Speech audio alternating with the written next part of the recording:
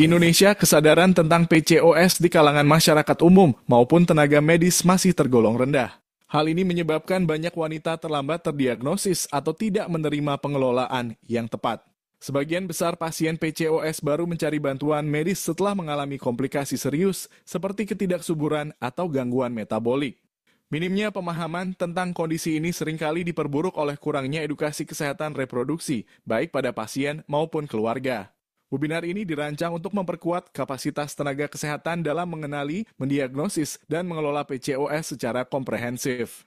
Dengan menghadirkan narasumber yang ahli di bidangnya, kegiatan ini diharapkan mampu memberikan wawasan baru tentang manajemen PCOS yang efektif dan berbasis bukti terkini.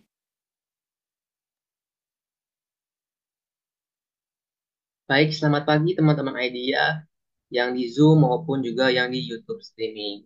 Pertama-tama, marilah kita panjatkan puji syukur kepada Tuhan Yang Maha Esa karena atas izinnya kita semua dapat hadir secara virtual dalam webinar pada hari ini. IDEA dengan bangga mempersembahkan webinar dengan judul Unlocking the Complexities of PCOS Diagnosis and Multidisciplinary Care. IDEA merupakan penyelenggara event yang berfokus pada skill and knowledge update. IDEA bekerja sama dengan 118 sebagai lembaga penyelenggara diklat akreditasi Kementerian Kesehatan. Izinkan saya, Dr. Raymond, selaku MC dan moderator yang akan memimpin jalannya acara pada hari ini. Telah hadir bersama kita narasumber yang ahli di bidangnya, yang terhormat Dr. Doni Apriali, SPOG. Selamat pagi, Dr. Afil. Ya, selamat pagi Dokter Raymond. Baik, Dokter. Selamat pagi juga yang saya hormati seluruh peserta webinar yang di Zoom maupun yang di YouTube dan juga teman tim IDEA yang saya banggakan. Baik, teman IDEA di Indonesia kesadaran tentang PCOS di kalangan masyarakat umum maupun tenaga medis masih tergolong rendah. Hal ini menyebabkan banyak wanita terlambat terdiagnosis atau tidak menerima pengelolaan yang tepat. Sebagian besar pasien PCOS baru mencari bantuan medis setelah mengalami komplikasi serius seperti ketidaksuburan atau gangguan metabolik. Minimnya tentang kondisi ini seringkali diperburuk oleh kurangnya edukasi kesehatan reproduksi, baik pada pasien maupun keluarga. Webinar dengan tema Unlocking the Complexities of PCOS, Diagnosis and Multidisciplinary Care, ini dirancang untuk memperkuat kapasitas tenaga kesehatan dalam mengenali, mendiagnosis, dan mengelola PCOS secara komprehensif. Dengan menghadirkan narasumber yang ahli di bidangnya, kegiatan ini diharapkan mampu memberikan wawasan baru tentang manajemen PCOS yang efektif dan berbasis bukti terkini. Oke, teman IDEA, saya juga ingin memberitahu bahwa ada voucher menarik yang akan kami bagikan kepada teman IDEA yang beruntung berupa e-money sebesar Rp25.000 untuk dua orang. Caranya mudah sekali, bisa di-follow akun Instagram IDEA di @ideabdg. Oke, komen semenarik mungkin pada postingan terupdate-nya, buat story dan mention ke Instagram kita. Oke, saya ulang lagi. Caranya gampang sekali, yaitu follow akun IDEA di @ideabdg, komen semenarik mungkin pada postingan terupdate, buat story dan mention ke Instagram kita. Oke, selanjutnya silakan buka akun Satu Sehat SDMK. Admin boleh dibantu.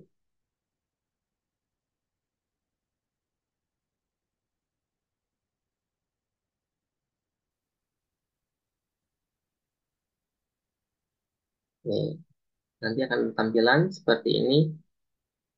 Oke, jika sudah, pada menu sebelah kiri klik pelataran sehat, kemudian cari pembelajaran. Nah, setelah ini akan dialihkan ke halaman LMS Campus seperti tampilan pada layar. Setelah itu klik gambar lonceng di atas. Jadi Anda akan menerima notifikasi undangan pelatihan webinar pada hari ini. Scroll ke bawah, jika sudah muncul tulisan mulai belajar, berarti Anda sudah terundang. Namun jika belum muncul, maka diminta untuk fokus terlebih dahulu dalam Zoom. Dan akses belajar akan dibuka bersama setelah acara webinar selesai. Baiklah, acara webinar akan kami mulai, namun sebelumnya izinkan saya membacakan tata tertib webinar pada hari ini.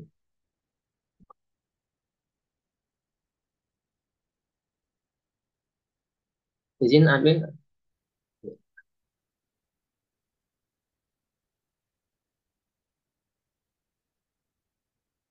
Oke. Berikut adalah tata tertib pada webinar pada hari ini. Pastikan terlebih dahulu koneksi internet Anda cukup cepat dan stabil. pastikan Anda telah menginstal aplikasi Zoom versi terbaru demi keamanan. Harap para peserta membuka Zoom dan juga pelatihan set untuk memulai belajar, disarankan menggunakan PC atau laptop dengan browser Google Chrome.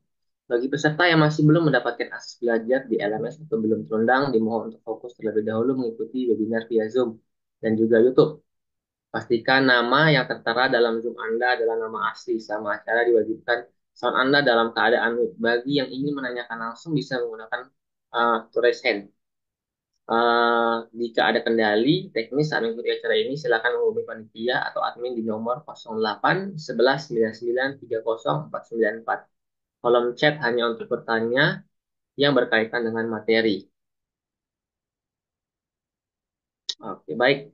Izinkan saya juga membacakan CV saya selaku moderator acara webinar pada hari ini. Berikut adalah CV saya. Saya sekarang sedang bekerja sebagai internship.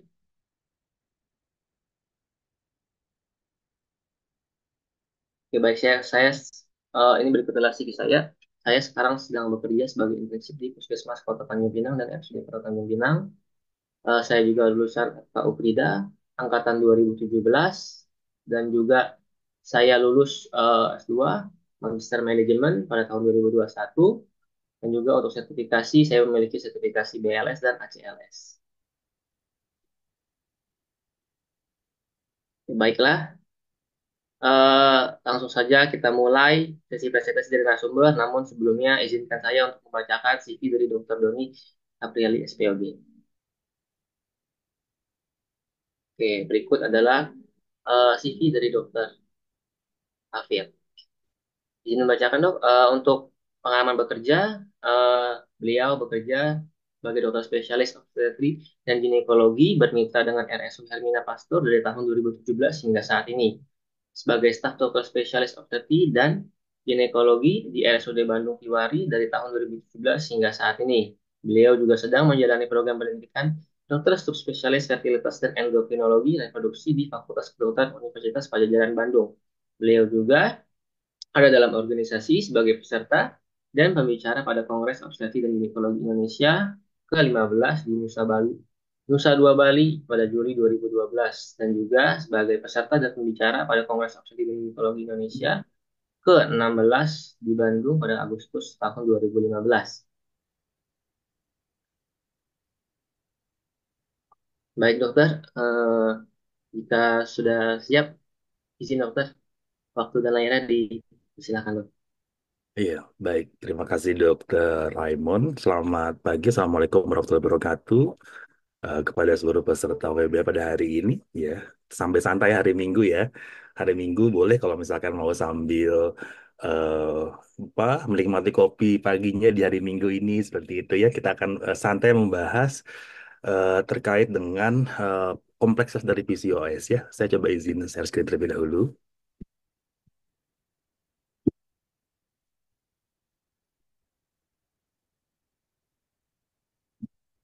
Sudah tampak ya dari layar, Dr. Raymond. Izin dan Oke, mulai ya. Pada video akan coba untuk membahas unlocking the complexities of PCOS, diagnosis dan multidisciplinary care ya. Mengubah aspek patofisiologi, kemudian bagaimana tampilan klinis dari update terbaru dari PCOS ini sendiri, kita refresh semuanya, kemudian bagaimana sebenarnya tata laksana yang saat ini dikerjakan untuk PCOS terkait dengan kompleksitasnya. Oke, tadi sudah sempat dibahas mengenai CV saya akan coba tampil kembali. Saya lahir di Bandung, dari mulai TK, SD, SMP, SMA sampai sekarang di Fakultas Kedokteran itu selalu di Bandung. Saat ini saya lulus di program pendidikan dokter spesialis tahun 2014, kemudian sekarang sudah memasuki tahun ketiga, akhir tahun kedua dari program pendidikan dokter subspesialis fertilitas dan endokrinologi reproduksi. Saya bekerja di RSUD Bandung Kiwari dan RSU Hermina Pasteur Bandung. Oke. Ini adalah outline yang akan kita bahas pada pagi hari ini. Yang pertama adalah dari epidemiologi, kemudian patofisiologi PCOS, mungkin bagian ini kita akan agak sedikit rumit itu membahas mengenai banyak hal terkait dengan aspek aspek genetik, kemudian aspek dari endokrin, kemudian resistensi insulin yang kerap membayangi kasus PCOS ya, kemudian obesitas, kemudian lean PCOS seperti itu. Kemudian kita akan masuk ke diagnosis dan klasifikasi PCOS, bagaimana caranya untuk menentukan gambaran morfologi dari PCOM dan sebagainya. Kemudian kita akan masuk ke strategi penatasan holistik dan pendekatan klinis pada kasus infertilitas yang memang kerap terjadi pada kasus PCOS. Sebagai pendahuluan ada sejarah dari PCOS ini pertama kali ditemukan oleh dua orang yang adalah Irving F. Stein dan Leventhal di abad ke-18 di tahun 53. Jadi awalnya itu dulu diketahui di sekitar abad ke-18 ada berkaitan kasus dengan nyeri pelvis dan menoragi. Dari sini di awal abad ke-20 dia akibat dari inflamasi infeksi dia akan menyebabkan terjadi obstruksi total dan parsial dari saluran tuba, kemudian terjadi ada gangguan aliran darah ke ovarium akibat dari distrofi karena nutrisi ovarium abnormal. Dan dari situ ditemukan dari penelitian dari pengamatan dari beliau-beliau ini menemukan ada 7 pasien dengan 4 obesitas, tapi dari ketujuh itu mengalami gejala-gejala seperti amenore, ada gangguan siklus menstruasi, kemudian gambaran-gambaran hiperandrogen, hirsutism, adanya peningkatan dari hair terminal, kemudian ovarium yang cenderung membesar dengan gambaran yang polikistik seperti itu. Akhirnya dilakukan wage resection oleh beliau-beliau ini ternyata mengalami perbaikan dari gejala klinis. Akhirnya dikembangkanlah suatu penelitian pengamatan didapatkan bahwa didapatkan suatu kondisi PCOS ini sendiri. Dan PCOS ini adalah suatu penyakit imunometabolik karena dia berpengaruh terhadap sistem metabolik tubuh kita. Jadi implikasinya tidak hanya sekedar punya PCOS kemudian dia mengalami infertilitas karena banyak sekali faktor-faktor yang bisa bisa terjadi sebagai implikasi dari adanya PCOS ini. Dan secara jangka panjang, jika tidak dibiarkan, jika tidak diberikan terapi yang adekuat, akan berdampak ke kardiovaskuler, kemudian ke sistem jantung, kemudian diabetes mellitus, penyakit-penyakit metabolik menghantui dari semua wanita yang mengalami PCOS ini sendiri, seperti itu yang lebih ya. Risiko infertilitas, gangguan metabolisme, penyakit kardiovaskuler, autoimun, kanker, dan gangguan mental juga kerap menghantui semua pasien dengan PCOS. Prevalensi PCOS itu ditemukan pada 18% wanita usia reproduksi, kemudian dan angka kejadiannya cenderung meningkat. Kenapa kok makin meningkat? Karena ternyata coba kalau kita perhatikan di lingkungan sekitar kita, angka obesitas juga semakin meningkat. Sementara obesitas itu sangat sangat terkait dengan PCOS karena dia berkaitan dengan erat dengan resistensi insulin dan angka kejadian PCOS itu sendiri. Nah, manifestasi klinis pada PCOS ini bisa terjadi pada banyak hal. Nah, yang agak sedikit challenging pada saat ini adalah eh, pada adolescence atau pada masa pubertas, pada masa transisi antara masa anak-anak ke masa dewasa. Itu karena sering sekali di, disimpang siurkan dengan kondisi dari anovulasi dari setiap pasien. Tapi nanti kita bahas mengenai bagaimana kita menentukan apakah gangguan menstruasi pada masa pubertas itu dikaitkan dengan PCOS atau ini adalah masalah gangguan hormonal pada transisi masa pubertas itu sendiri. Dan pada masa reproduksi juga sering dikaitkan dengan kasus obesitas, infertilitas. Jika terjadi kehamilan pun ada risiko-risiko dari kehamilan yang mungkin terjadi. Nanti juga penatasananmu akan membahas mengenai bagaimana menjalankan obesitas pada kehamilan. Pada kehamilan pun bisa beresiko menjadi terjadinya IUGR dan lahir dengan kecil masa kehamilan. Nah, seperti itu. Nah, etiologinya dari PCOS ini ternyata sangat multifaktorial. Jadi dia melibatkan banyak kombinasi yang sangat kompleks antara faktor genetik, epigenetik, kemudian faktor ras juga berperan di sana, lingkungan, dari gaya hidup, dan faktor stokastik. Jadi dikatakan bahwa dari literatur yang saya ketahui, hal-hal ini adalah suatu hal yang modifiable. Jadi epigenetik itu dia adanya perubahan pada komposisi gen, tapi dia tidak merubah susunan dari gen itu sendiri, sehingga sekarang sedang dikembangkan modifikasi epigenetik dari modifikasi histon dan sebagainya itu untuk bisa menjadi modal terapi untuk bisa memodulasi PCOS pada kemudian hari.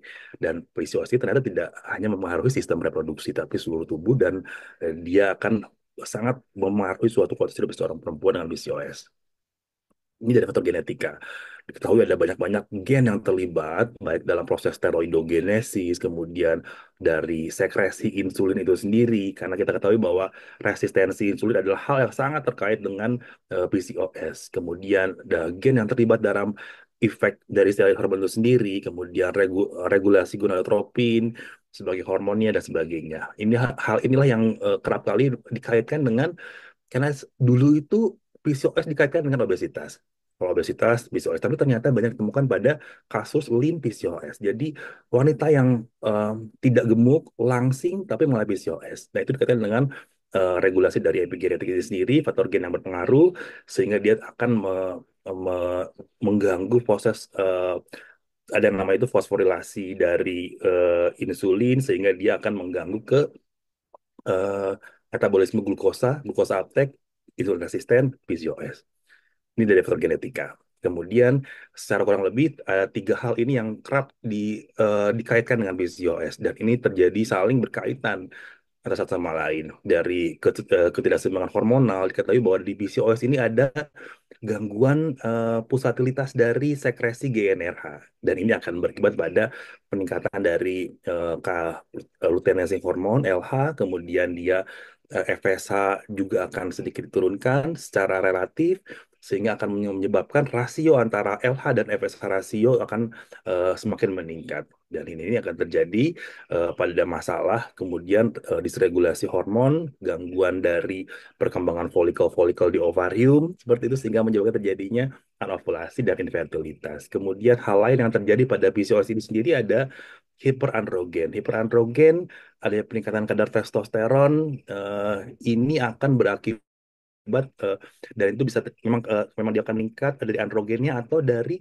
liver sendiri dia akan menurunkan kadar dari SHBG atau sex hormone binding globulin, akan yang keadaan normalnya dia akan meningkat testosteron. Tapi pada first PCOS, karena SHBG-nya dia turun, dia akan menyebabkan angka testosteron bebas pun lebih besar yang akan bersirkulasi, sehingga akan berdampak pada banyak hal. Testosteron dia akan berakibat pada peningkatan apa eh, resistensi insulin. Nanti kita akan lihat grafiknya, akan keterkaitan antara hiperandrogen, hormonal imbalance, dan resistensi insulin.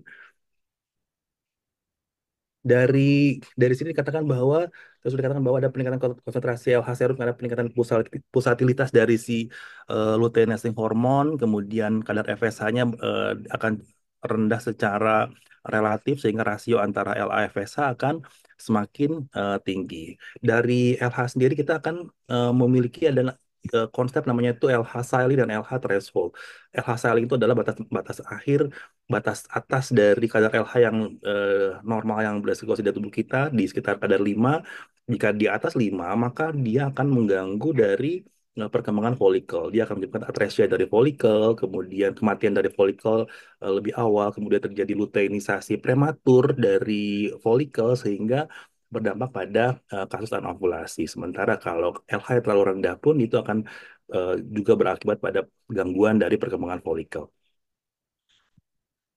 Nah, ini eh, grafik yang menggambarkan bahwa ternyata ini menjadi suatu lingkaran yang tidak berkesudahan jika tidak diatasi dengan modifikasi gaya hidup, dengan terapi-terapi medikamen jika diperlukan, seperti itu ya. Jadinya dari adanya obesitas dia akan menyebabkan terjadinya resistensi insulin dengan jalur, karena kalau misalkan obesitas, terutama obesitas sentral di mana visceral fatnya lebih tinggi dibandingkan dengan populasi kebanyakan, dia akan memproduksi asam lemak bebas lebih besar. Asam lemak bebas ini dia mengandung banyak-banyak sitokin proinflamasi yang mendukung terjadinya resistensi insulin seperti interleukin 6, resistin, kemudian TNF alfa, sehingga mempercepat terjadinya proses resistensi insulin. Dan obesitas pun dia akan mengganggu ke liver, dia akan menurunkan SHBG. SHBG menurun, dia akan menyebabkan peningkatan androgen bebas, kemudian peningkatan androgen bebas dia akan menyebabkan mengganggu reseptor insulin, sehingga terjadi resistensi insulin. resistensi insulin menyebabkan terjadinya peran insulin tidak berperan dengan sangat baik sehingga terjadi peningkatan kadar glukosa. Glukosa akan mempengaruhi pankreas dengan peningkatan insulin dan insulin akan menyebabkan berefek pada liver. Liver tidak akan memproduksi ASAP jumlah yang adekuat, insulin akan meningkat juga dia akan memengaruhi sel TK di ovarium sehingga akan memengaruhi peningkatan androgen dari ovarium, kemudian akan memengaruhi IGF-1 reseptor di ovarium sehingga androgen akan meningkat. Dan ini akan terus menjadi siklus yang tidak berkesudahan. Dan jika tidak ditangani dengan baik dan tadi efeknya jika tidak ditangani dengan sangat adekuat itu akan berdampak pada metabolic syndrome. Jadi eh, implikasi yang mesti kita waspadai dari PCOS jika tidak tertangani dengan baik adalah suatu gangguan metabolik termasuk kardiovaskuler. Bahkan ada kaitannya dengan angka kejadian C endometrium walaupun angka kejadiannya rendah. Nah, ini yang terjadi pada gangguan reseptor. Jadi kita di awal-awal mungkin masih agak berat ya kita pembahasannya karena berbicara tentang patofisiologi. Jadi harusnya itu jika dalam keadaan normal insulin itu akan berikatan dengan reseptornya yang baik kemudian terjadi fosforilasi tirosin namanya itu. Dari fosforilasi tirosin ini dia akan mengaktifasi dari fosfatidilinositol 3 kinase dan sehingga akan menyebabkan regulasi dari metabolisme glukosa akan menjadi sangat baik. Tapi pada PCOS yang terjadi adalah bukan tirosin yang mengalami fosforilasi tapi adalah fosforilasi serin. Dan fosforiserin ini dia akan mengganggu jalur metabolisme ke bawahnya sehingga dia tidak akan menyebabkan terjadinya metabolisme glukosa yang baik, terjadilah resistensi insulin. Dan fosforiserin itu dia akan meningkatkan produksi dari androgen yang akan menginduksi 17-20 liase sehingga kadar androgen menjadi akan lebih meningkat karena dia akan terjadi peningkatan perubahan dari jalur steroidogenesis dari 17-OH pregnenolon dia akan dirubah menjadi dehydroepiandrosterone kemudian akan dirubah menjadi akhirnya testosteron sehingga kadar testosteron akan semakin meningkat pada kondisi PCOS. Kurang seperti itu. Dan di ovarium itu sendiri, sel TK dari ovarium memiliki sensitivitas yang lebih tinggi terhadap insulin dibandingkan dengan sel TK wanita normal. Sehingga insulin dalam pada fisiologisnya itu dapat menstimulasi sintesis androgen pada sel TK ovarium. Sedangkan dari sel ovarium yang normal dengan sensitivitas yang lebih normal itu tidak memerlukan konsentrasi insulin yang lebih tinggi untuk bisa menyebabkan terjadinya peningkatan kadar androgen. Dan insulin ini dia akan bekerja secara sinergis dengan LH. Dan insulin dan LH dengan secara sinergis akan beraksi secara sinergis untuk menstimulasi produksi dari androgen. Ini ada kriteria diagnostik dari sindrom ovarium polikistik yang kita pakai adalah dari kriteria Rotterdam 2003 ditemukan ada minimal ada 2 dari gejala, ada gangguan oligomenore dan atau anovulasi, kemudian adanya hiperandrogen yang kita evaluasi dari penanda klinik atau dari biokimiawi dan gambaran ovarium polikistik dengan ultrasonografi. Yang direkomendasikan adalah gambaran ovarium polikistik dengan USG transvaginal. Nanti kita akan bahas satu persatu mengenai poin-poin ini. Uh, Saat ini berkembang ada 4 fenotip. Dulu itu adalah fenotip klasik harus ditemukan minimal 2 dari 3. Tapi ternyata ada ditemukan tiga-tiganya. Tapi ternyata sekarang ada beberapa fenotip yang menggabungkan antara ketiga gambaran klinis sendiri. Ada yang namanya fenotip A atau classical PCOS. Ya, dia memang terkait dengan resiko terjadinya metabolik, kemudian penanganan lebih kompleks, kemudian lebih rumit dan lebih beresiko itu adalah yang tipe yang klasikal PCOS, di mana semuanya ada, hiperandrogennya ada, kemudian gangguan oligoamenorenya ada, gangguan anovulasinya ada, dan gangguan PCOM. PCOM itu adalah polycystic ovarian morphology yang ditemukan hanya dari pemeriksaan ultrasonografi transvaginal. Lalu kemudian ada tipe B, fenotipe B itu dia eh, terdapat hiperandrogen dan gangguan oligoamenore, tapi tidak ditemukan gambaran PCOM. Tipe C ada hiperandrogen dan PCOM, tapi dia tidak ada gangguan oligoamenore. Dan tipe D ada gangguan oligoamenore dan PCOM, tapi dia tidak ada tanda-tanda hiperandrogen. Jadi dari sini lihat bahwa dari gambar di atas grafiknya itu jika dari fenotip A ke D makin mengerucut untuk resiko terjadinya metabolik komplikasi. Nah, diagnosis dari SOPK dikatakan bahwa gambaran SOPK atau PCOS ini ditemui pada 60 sampai 80% dengan kasus oligomenorrea dan atau amenorrea sekunder dengan gangguan menstruasi berupa oligomenorrea atau amenorrea dan yang masalah yang kerap sekarang agak sedikit bias itu adalah yang terjadi pada masa pubertas seperti yang tadi saya infokan di awal. Jadi di awal itu dikatakan bahwa eh, pada saat terjadinya menark atau menstruasi pertama pada seorang perempuan, biasanya terjadi ada masa transisi dari prepubertas ke dewasa. Kita katakan bahwa jika terjadi gangguan menstruasi dalam 1 tahun pertama pasca menark pada seorang perempuan itu dikatakan sebagai hal yang normal. Tetapi jika sudah lebih dari 1 tahun, maka kita mempunyai batasan bahwa kapan dikatakan bahwa suatu siklus dikatakan normal atau tidak. Dikatakan bahwa jika siklusnya itu di bawah 21 hari atau di atas 45 hari, itu adalah suatu batasan gangguan siklus menstruasi yang terjadi pada masa transisi pubertas. Jadi kalau misalkan kita menemukan seorang wanita perempuan dia menark di usia 12 tahun, kemudian di usia 14 tahun dia mengalami oligomenore dengan jarak antar siklus menstruasinya di atas 45 hari, kemudian gambarannya dia obesitas, kemudian dari ultrasonografi kita menemukan adanya gambaran pembesaran volume ovarius, oh, anak ini mengalami PCOS. Kemudian jika sudah lebih dari 3 tahun pasca menark hingga perimenopause dikatakan eh, rentang normal interval siklus itu adalah antara 21 sampai 35 hari eh, atau kurang dari 8 siklus per tahun. Ini adalah dari konsensus yang disepakati dari internasional dan sudah diadopsi di Indonesia mengenai batasan ini sendiri. Dan amenorrhea primer itu terjadi pada usia di atas 15 tahun tanpa adanya perkembangan seks sekunder atau jika sudah terjadi perkembangan seks sekunder adanya pembentukan payudara lebih dari 3 tahun setelah terjadinya telarkia atau perkembangan payudara. Itu dari eh, oligoamenorrhea dan anovulasi. Dari hiperandrogen, secara klinis kita ada suatu scoring atau tools untuk bisa menilai apakah terjadi suatu hiperandrogen atau tidak. Ada namanya Modified Ferriman Galloway.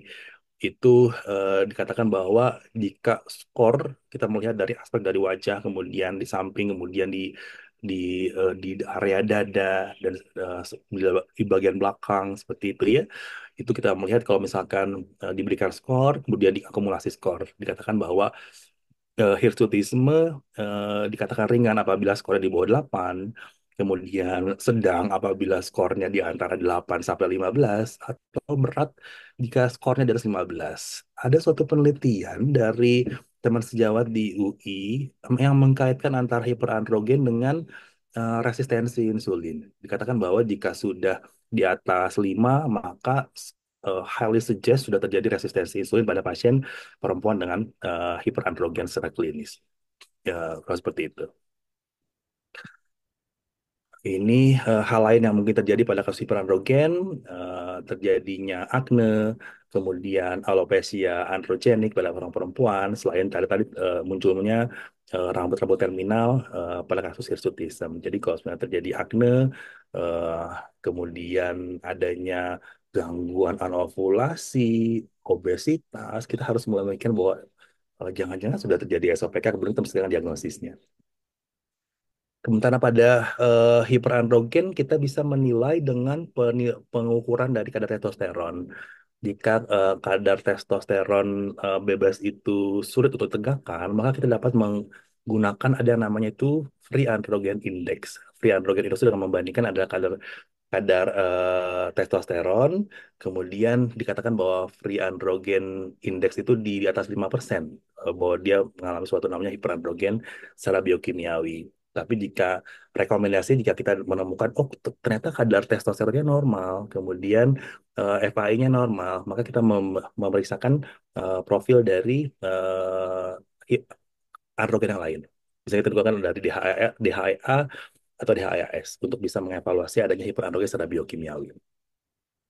Ini yang yang gambarannya khas, yang dari diagnosis SOPK adalah suatu gambaran polikistik ovarium atau PCOM. Jadi kita ada beberapa hal yang kita lihat, ada namanya FNPO, ada namanya FNPS, dan volume ovarium. FNPO itu adalah follicle number per ovarium. Jadi kita mengevaluasi dari berbagai macam penampang, dari berbagai sisi, dari section, dari mengevaluasi ovarium untuk menemukan jika ditemukan folikel dengan diameter antara 2 sampai 9 milimeter pada masing-masing ovarium. Jika sudah lebih dari 20, maka itu adalah gambaran polikistik ovarium. Atau per section lebih dari 10, FNPS-nya 10. Dan jika kita hitung volume dari ovarium, kita melihat dari lebar, panjang, dan juga tinggi, menambahkan volume jika lebih dari 10 milimeter, maka dikatakan sebagai PCOS. Dan di contoh sini kan dikatakan bahwa volume ovariumnya di atas 10, 10,82, maka dia adalah gambaran PCOM. Cuma seperti itu. Ada hal lain yang menarik yang sekarang dikaitkan dengan pengukuran dari AMH. AMH memang dikatakan dia bisa memprediksi apakah seorang perempuan bisa eh, terdiagnosis sebagai PS atau tidak, tapi tidak digunakan sebagai marka tunggal untuk menentukan apakah seorang perempuan dikatakan dia memiliki PCOS. Ada beberapa pendapat, ada Profesor Budi Wiweko pada 2014 juga sudah melakukan penelitian, dikatakan bahwa cut off point sebagai prediktor SOPK adalah 4,45 nanogram per mililiter. Tapi ini beberapa sumber dari yang lain, dari sumber kepustakaan Sperov mengatakan bahwa cut off point dari 5 nanogram per mililiter, tapi lagi-lagi itu adalah bukan prediktor tunggal, jadi harus dikaitkan dengan parameter klinis yang lain. Tetap diagnosis utama dari tiga kriteria latar tadi, dari ada tidaknya oligoamenorrhea dan anovulasi, kemudian dari gambaran hiperandrogen dan gambaran polycystic ovarium morfologi dari USG transvaginal. Kemudian tadi mengenai pengukuran resistensi insulin. Dikatakan bahwa resistensi insulin sangat terkait dengan diagnosis SOPK. Ada beberapa mekanisme atau tools yang bisa kita pakai untuk mengevaluasi adanya resistensi insulin, ya, dari mulai klaim glukosa, kemudian TTGO, tes toleransi insulin, tes supresi insulin, HOMA, IR, QI yang bisa dievaluasi. Cuman hanya memang dari rekomendasi dari konsensus itu adalah kita memeriksakan dari HOMA IR. HOMA IR itu dia kita membandingkan antara kadar glukosa puasa dengan kadar insulin. Kita melihat rasionya, jika dikatakan adanya resiko atau jadinya resistensi insulin di atas 2. Walaupun ada beberapa literatur yang lain yang menyebutkan bahwa cut off point untuk HOMA IR itu adalah di atas 3,3. Tapi di konsensus yang disepakati di Indonesia dikatakan bahwa cut off point untuk pengukuran HOMA IR adalah di atas 2. Ada juga metode yang bisa yang gampang untuk kita periksakan untuk mengevaluasi apakah seseorang bisa kita sebut sebagai resistensi atau tidak dengan pengukuran kadar insulin dan mengukur rasio antara kadar insulin dengan kadar insulin puasa. Dikatakan bahwa kalau misalkan kadar insulinnya pada keadaan puasa di atas 2 sampai 3 itu dikatakan sudah memiliki resiko terjadi resistensi insulin. Jadi alur diagnosa PCOS kita tetap melihat dari ada tidaknya irregular cycle, kemudian ada tidaknya hiperandrogen, kemudian ada tidaknya gambaran PCOM dari USG transvaginal. Tadi ada 4 fenotipe, tidak harus ketiganya ada, minimal 2 dari 3 harus ada, tapi penentuan fenotip juga berperan untuk menghitung atau menentukan prognosis ke depan. Tujuan penata laksanaan PCOS-nya dia harus dilakukan jika memang masalahnya sudah sangat kompleks, kita membentukkan pendekatan dari multidisiplin. Jadi ada lifestyle modifikasi gaya hidup adalah terapi terapi sangat sangat penting dan utama. Mungkin kita memerlukan intervensi jika diperlukan dengan ahli gizi dan sebagainya. Kemudian ahli penyakit dalam untuk bisa mengevaluasi dan sebagainya. Kemudian eh, mengobati hiperandrogenik jika terjadi hiperandrogen. Kemudian juga metode kontrasepsi, fertility counseling jika terjadi masalah fertility, adanya psychological and behavioral support. Karena tadi dikatakan bahwa resiko terjadinya anxiety dan depresi sangat mungkin terjadi pada PCOS. Nutritional counseling, endometrial protection, walaupun angka kejadian rendah, tapi tetap ada resiko dari literatur eh, terjadinya hiperplasia endometrium karena tadi terjadinya anabolic estrogen, kemudian bahkan sampai terjadi CA endometrium, kemudian metabolic screening dan intervention jika diperlukan karena resiko terjadinya masalah di kardiovaskular sangat besar pada PCOS.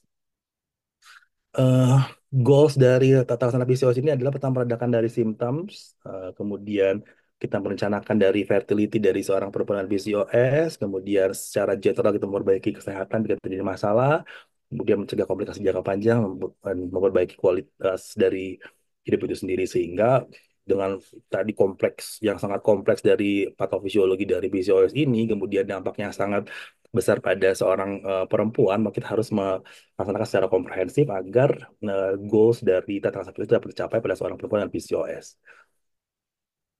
Nah, ini yang sering saya mungkin kalau misalkan eh, rekan-rekan di sini sering sering mengikuti edukasi-edukasi dari ahli-ahli fertility dan endokrinologi, lagi-lagi selalu ditekan bahwa pentingnya untuk melakukan modifikasi gaya hidup karena angka kejadian PCOS saat ini meningkat bahkan sampai 3 kali lipat dari tahun 90 itu terjadi karena memang adanya adanya eh, malas. Mungkin sering lihat juga ya di di sosial media bahwa Indonesia termasuk negara yang paling malas untuk beraktivitas. Jadi eh, maunya itu dengan screen time, kemudian duduk, malas untuk berjalan itu akan meningkatkan terjadinya obesitas. Dan rekomendasinya adalah dengan modifikasi gaya hidup dengan latihan fisik itu akan bisa membantu untuk mereversibel kondisi tadi yang terganggu pada PCOS menjadi normal kembali. Jadi modifikasi gaya hidup itu adalah termasuk first line terapi dari PCOS untuk non farmakologinya. Jadi eh simpel saja rekomendasi dari POGI dari konsensus POGI adalah untuk penurunan berat badan ini adalah dikatakan jika terjadi penurunan hanya cukup 5 sampai 10%, itu akan berdampak secara baik terhadap perbaikan kualitas dari gejala dari PCOS ini sendiri. Rekomendasinya kita dengan moderat intensity selama 250 menit per minggu, minimal 30 menit per hari, eh, dan intensitas berat atau high intensity itu dikatakan 150 menit per minggu, dan di antara hari-hari per minggu itu direkomendasikan 2 hari itu dengan latihan beban atau resistance training. Jadi dan mengenai jenis olahraganya memang tidak bisa disamakan antara satu pasien dengan pasien yang lain karena jika memang level fitnya masih tidak begitu baik, dimulai dengan jalan kaki itu sudah bisa. Jadi kalau misalkan saya mendapatkan ilmu dari rekan-rekan dokter olahraga, kita bisa menilai dari heart rate sebenarnya. Kalau misalkan kita heart rate masih di zona aerobik, itu masih jadi patokannya adalah bukan dari jenis olahraganya, tapi dari bagaimana latihan fisik itu bisa mempengaruhi tubuh kita secara metabolik. Jadi kalau dari heart rate masih di zona aerobik, itu mesti dikerjakan minimal 30 menit per hari selama 5 kali dalam seminggu, minimal 30 menit. Dan dua di antara hari-hari tersebut dengan latihan beban atau resistance training. Mengenai diet, diet memang modifikasi gaya hidup itu menggabungkan kombinasi antara terapi farmakologi saya dengan olahraga dan diet. Kalau misalkan eh, bisa mengkombinasi hal itu dengan eh, restriksi kalori, direkomendasikan dari sini adalah membatasi antara 500 sampai 1000 kilokalori per hari dengan komposisi seimbang, disertai dengan pengenalan asupan serat itu akan semakin membantu untuk bisa memodifikasi kondisi dari PCOS itu sendiri. Dikatakan bahwa diet tinggi protein dan diet rendah karbohidrat dia memiliki efek penurunan yang bermakna pada masa tubuh, lemak kristal dan kadar insulin. Dan ada beberapa hal yang sering dikaitkan eh, dari PCOS ini sendiri, dikatakan bahwa adanya konsumsi dari omega 3 atau polyunsaturated fatty acid, dia memberikan efek antiinflamasi dan efeknya terhadap eh, penurunan kadar testosteron total juga sangat bermakna pada pemberian omega 3. Itu adalah strong recommendation. Dan diet tinggi serat pun dia terbukti untuk menunjukkan adanya penurunan kadar dari testosteron dan HA. Jadi restriksi kalori tidak tidak tidak boleh terlalu ekstrim, cukup antara 500 sampai 1000 kilokalori per hari dan merubah komposisi makanan yang lebih penting. Karena kadang-kadang kita sekarang kan banyak yang diet banyak yang mengkonsumsi terlalu banyak junk food, kemudian terlalu banyak asupan gula yang terlalu tinggi yang tidak penting seperti itu ya. Jadi dengan merubah komposisi juga lebih juga. Ada juga penelitian yang mengatakan ada pentingnya vitamin D. Jadi kalau misalkan kita dari bagian sebelah kanan, kalau misalkan seberapa penting vitamin D untuk meregulasi tubuh seorang perempuan, eh, jika terjadi defisiensi vitamin D, maka dia akan berperan dalam disregulasi kalsium yang pertama. Kalau terjadi disregulasi kalsium, dia akan menyebabkan terjadinya gangguan dari perkembangan folikel. Kemudian dia akan berefek pada paratiroid hormon. Dia akan menyebabkan terjadinya gangguan menstruasi. Pada liver, dia akan menurunkan SHBG. Ujung-ujungnya dia akan meningkatkan kadar free testosteron lagi. Kemudian dengan kadarnya defisi vitamin D 1,25 OH dehidrogenase juga akan turun, kemudian dia akan menyebabkan terjadinya peningkatan faktor-faktor proinflamasi. Faktor proinflamasi yang terkait dengan resistensi insulin, sebutkah TNF alpha, interleukin 6, resistin, itu akan menyebabkan terjadinya resistensi insulin. Resistensi insulin dia akan terus berputar lagi ke siklus yang tadi lagi. Jadi rekomendasi vitamin D ini dikatakan jika dilakukan pemeriksaan kadar vitamin D di bawah 23 di bawah 20-30, di mana di Indonesia itu memang sekitar 67% dikaitkan dengan hipovitaminasi vitamin D. Jadi vitamin D direkomendasi secara kuat untuk bisa diberikan karena kadar vitamin D yang rendah berhubungan dengan ada peningkatan kadar HOMA-IR, kolesterol total, profil lipid, dan kolesterol pada seorang perempuan dan SOPK. eh, Rekomendasinya adalah dengan diberikan 4.000 international unit ya untuk vitamin D ini sendiri. Ada juga beberapa pilihan terapi lain. Dikatakan bahwa terapi akupunktur, apakah berpengaruh atau tidak, ini masih weak recommendation, masih terapi akupunktur juga bisa dijadikan pilihan jika diperlukan, dikombinasikan dengan terapi farmakoterapi dan modifikasi gaya hidup untuk memperbaiki fertilitas, dan juga dikatakan bahwa berperan untuk menurunkan rasio LH-FSH, kemudian HOMA-IR itu sendiri, resistensi insulinnya, IMT, memperbaiki siklus haid itu, tapi masih weak recommendation dari akupunktur ini sendiri. Kemudian terapi-terapi hirsutism juga silakan jika diperlukan pada pasien dengan hitus yang berat untuk sebagai adjunct terapi tambahan dengan menggunakan terapi sinar untuk mereduksi hirsutisme pada wajah. Mungkin ini bisa kita eh, berkolaborasi dengan sejawat yang lain. Kemudian masalah gangguan haid dikatakan dari literatur terapi utama untuk PCOS dengan gangguan haid adalah dengan menggunakan COC atau contraceptive oral combination atau pil kontrasepsi kombinasi. Dikatakan bisa dengan tunggal atau diberikan kombinasi dengan metformin. Dan rekomendasinya adalah dengan menggunakan eh, cukup dengan menggunakan kadar pil KB dengan kadar estradiol yang rendah di bawah 30 mikrogram.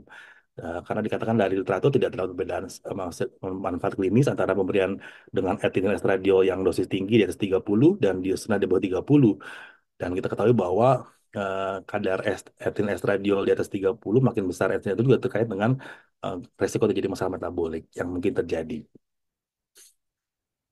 Pemberian yang lain kombinasi dari pemilihan dari progesteron dari komponennya itu sendiri. Jadi kita ketahui bahwa ada beberapa jenis progesteron itu mempunyai beberapa efek. Ada efek anti estrogenik, kemudian efek anti androgenik, efek glukokortikoid, anti mineralokortikoid. Jadi kita kalau misalkan terkait dengan gangguan dari hiperandrogen, maka kita bisa memilih dengan pil KB dengan komponen progestin yang memiliki efek anti androgenik seperti sipotron asetat, kemudian adanya Dianogest, drospirenone, dan di Indonesia pun sudah tersedia preparat pil KB dengan kombinasi antara etilestradiol dengan sipotron asetat seperti itu ya, dengan aldosteronon jadi pilihan.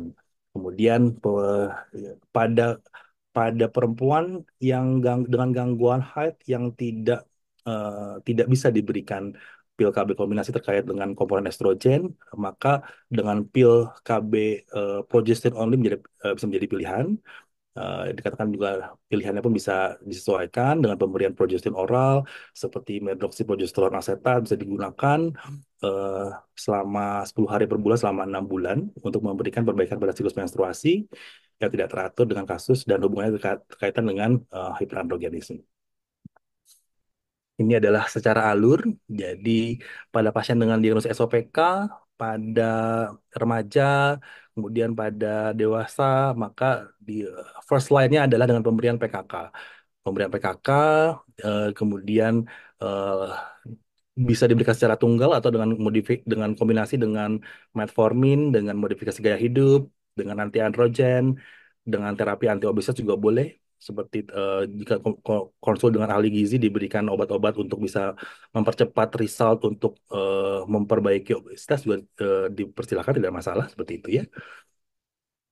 Ini rekomendasi dari eh, konsensus dari dunia yang kurang lebih sih intinya sama, bisa diberikan dengan eh, PKK tunggal atau dengan kombinasi dengan yang lain.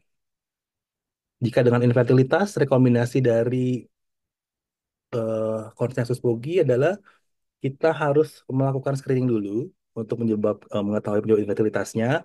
Kita ketahui bahwa untuk basic infertility workup tidak hanya melulu melihat ada tidaknya anovulasi, kita juga mesti melihat adanya faktor tuba, mesti dievaluasi terlebih dahulu. Apakah ada masalah atau tidak, kemudian ada masalah suami dengan pengecekan sperma.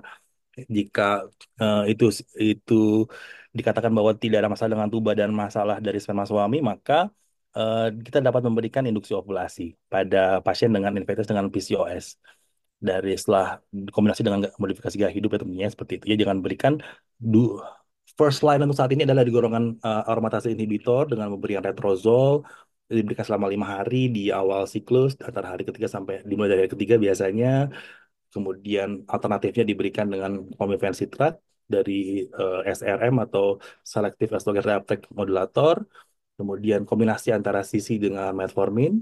Kemudian metformin itu sendiri jika diperlukan dengan pemberian gonadotropin. Kemudian jika tidak ada respon ovulasi, maka dapat dipertimbangkan untuk atau terjadi suatu namanya resistensi citrat. Dikatakan bahwa suatu sisi mengalami resistensi apabila dengan dosis maksimal 150 mg per hari selama 6 siklus berturut-turut tidak didapatkan ovulasi, maka dikatakan sebagai suatu resistensi citrat, maka dapat diberikan second line dengan pemberian gonadotropin atau dengan dilakukan tindakan laparoskopi ovarian surgery dengan ovarian drilling. Ovarian drilling dilakukan di kedua ovarium tujuan untuk mereduksi androgen, memperbaiki siklus hormonal seorang perempuan. Dan jika diperlukan maka masuk ke third line itu adalah dengan IVF. Ini dari International Evidence-Based Guideline for Assessment and Management of PCOS. First line terapi adalah letrozole. Dikatakan kalau kenapa sekarang dikatakan letrozole karena letrozole eh, dikatakan bahwa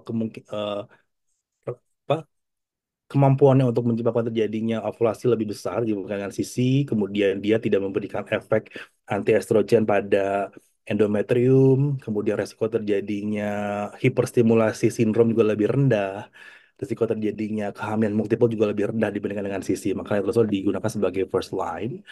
Jika diberikan alternatif, diberikan dengan sisi dengan metformin atau dengan sisi saja atau dengan gonadotropin. Jika ovulasi tidak terdeteksi, maka dapat masuk ke second line dengan pemberian gonadotropin, tentunya dengan ultrasonografi monitoring karena eh, adanya risiko terjadinya sindrom hiperstimulasi ovarium pada ovarium dan eh, cara untuk menyesuaikan dosis bisa dengan menggunakan step up protokol atau dengan step down protokol atau jika jika tidak ada respon atau respon yang minimal, boleh langsung dengan menggunakan alternatif laparoscopik ovarian surgery dengan ovarian drilling. Jika tidak berhasil pun, maka diberikan IVF sebagai third line medical treatment. Ini dikatakan bahwa responnya sangat baik dibandingkan dengan yang lain, dengan letrozole, dengan gonadotropin, eh, dikatakan menginduksi ovulasi lebih baik, kemudian meningkatkan pregnancy rate juga lebih baik.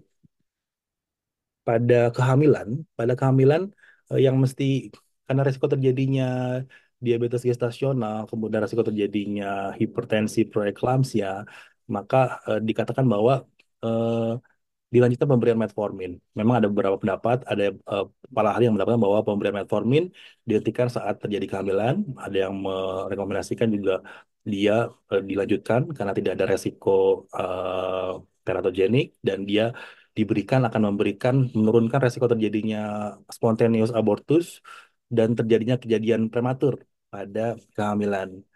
Dan eh, IMT lebih dari 25 dikatakan sebagai suatu prediktor utama terhadap resiko diabetes gestasional. Jadi memang modifikasi gaya hidup dan perbaikan dari kondisi status obesitas juga menjadi hal yang penting dalam pelaksanaan dari PCOS itu sendiri. Pemeriksaan TTGO direkomendasikan sebaiknya sih sebelum prakonsepsi. Jadi untuk melihat ada tidaknya resistensi insulin, kemudian metabolisme glukosa. Tapi jika tidak dilakukan saat prakonsepsi, maka dapat diperiksakan saat ANC pertama dan kemudian disarankan pemeriksaan ulang pada usia kehamilan 24 sampai 28 minggu melakukan screening. Dan individu yang sudah terjadi gestational DM maka harus menjalani screening seumur hidup untuk kondisi diabetes setidaknya setiap 3 tahun sekali, itu adalah rekomendasinya yang digunakan dengan melakukan pemeriksaan HbA1c atau dengan OGTT atau dengan menggunakan nilai dari GDS guru durasi waktu yang bisa dikerjakan kapan saja. Resistensi insulin tadi sudah digagalkan dengan menggunakan HOMA IR dengan titik potong lebih dari 2 atau menggunakan skor Muharram. Nah, sebagai kesimpulan, etiologi PCOS ada multifaktorial. Kemudian PCOS terjadi gangguan sentral, adanya perubahan pulsatilitas dari GnRH yang menyebabkan adanya peningkatan kadar LH dan gangguan perifer, yaitu resistensi insulin. Dan PCOS juga meningkatkan risiko infertilitas, adanya gangguan metabolisme, risiko terjadinya dislipidemia, diabetes, kemudian penyakit kardiovaskuler, autoimunitas, kanker, dan gangguan mental atau anxiety atau depresi yang kerap terjadi pada PCOS. Tujuan terapi adalah memperbaiki gejala hiperandrogenisme dan mengembalikan siklus menstruasi normal dan penanganan fertilitas jika terjadi fertilitas, dan mana terapi lini pertamanya adalah dari lifestyle modification. Dan terapi farmakologis lini pertama untuk infertilitas adalah induksi ovulasi dengan menggunakan letrozole. Kemudian terapi farmakologis tambahan dengan menggunakan metformin yang memiliki luaran yang baik, terutama terhadap induksi ovulasi, terhadap angka kehamilan atau pregnancy rate, dan angka kelahiran hidup, terutama pada kasus PCOS dengan obesitas. Dan berbagai dampak PCOS terhadap hasil luaran dalam kehamilan yang kurang baik, pemberian lanjutan metformin selama kehamilan dapat menurunkan kejadian abortus dan angka kejadian prematuritas pada seorang perempuan. Ini pesan saya ambil. Oke, terima kasih. Mungkin kita akan lanjut ke sesi diskusi Dr. Raymond ya. Terima kasih dokter. Atas presentasinya sangat edukatif sekali dokter. Eh, Bagi peserta yang ingin mengajukan pertanyaan, silakan dapat menuliskan di kolom Q&A dengan hashtag Tanya Dokter Afil. Oke. Sebelum lanjut ke sesi diskusi, mari kita saksikan video dari Inisiatif Zakat Indonesia.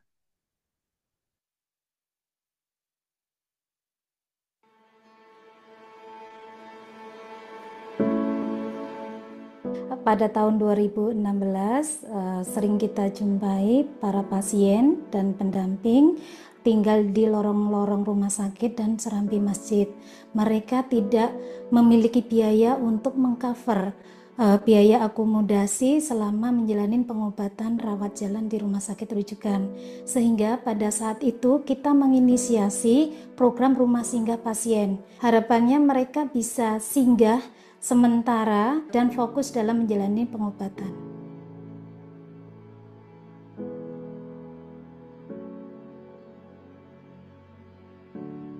Fasilitas rumah singgah pasien inisiatif Zakat Indonesia yang diberikan meliputi yang pertama konsumsi sehari 3 kali,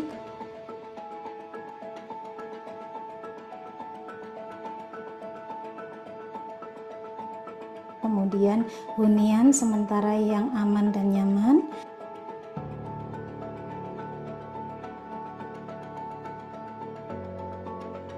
kemudian yang ketiga antar jemput layanan ambulan dari dan ke rumah sakit,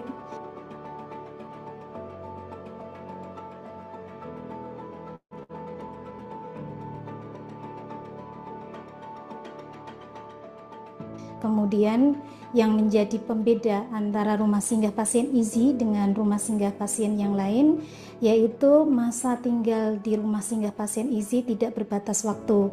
Kemudian yang kedua, di rumah singgah pasien IZI juga memberikan ilmu pengetahuan melalui program edukasi keislaman, kemudian yang kedua edukasi kesehatan dan keterampilan.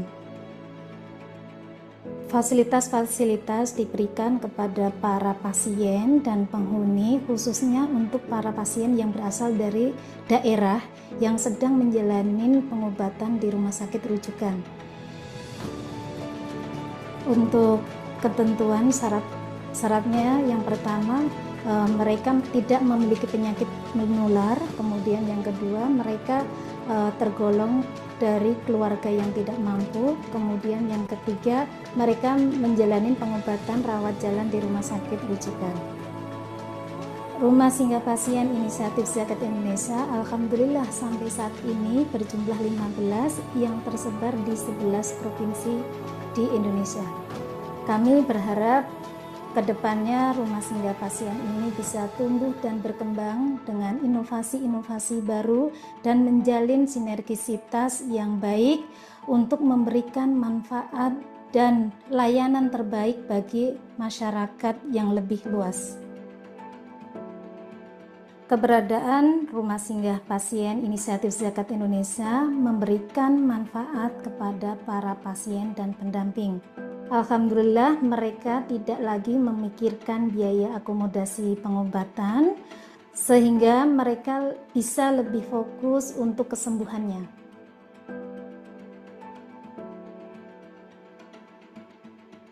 Ada juga yang dulunya ibadahnya bolong-bolong, saat ini mereka menjadi lebih rajin. Manfaat-manfaat tersebut tidak luput dari peran serta para donatur dalam mensupport aktivitas-aktivitas di rumah singgah pasien inisiatif Zakat Indonesia. Kami ucapkan terima kasih kepada para donatur yang sudah berkontribusi selama ini.